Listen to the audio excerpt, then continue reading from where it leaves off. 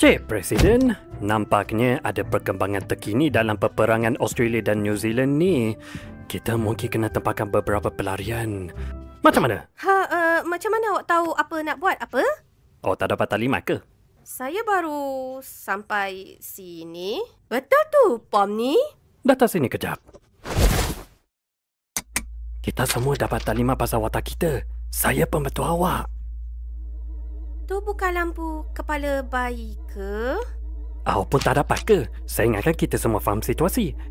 Tapi kalau tak, awak kenalah guna kemahiran spontan awak tu. Sekejap, apa? Oh ya, saya tak bagi pos sebab nak tengok apa awak boleh buat. Terima kasih, Jax. Sangat hargai. Saya bukan Jax. Dah kenapa Presiden yang akan hentikan bom? Jangan risau, Presiden Pom ni. Saya yakin awak boleh buat. Dalam tu ada lipan juga.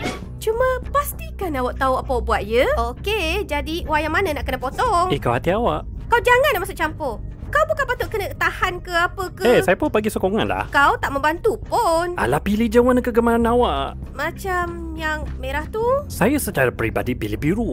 Biru warna kegemaran saya sebab warnanya paling hampir dengan hitam. Kalau macam tu hitamlah jadi warna kegemaran awak. Tak adalah, wayar hitam pun tak ada. Hai, saya pengadas New Zealand dan saya tak tahu macam mana orang New Zealand ugur orang dengan apa.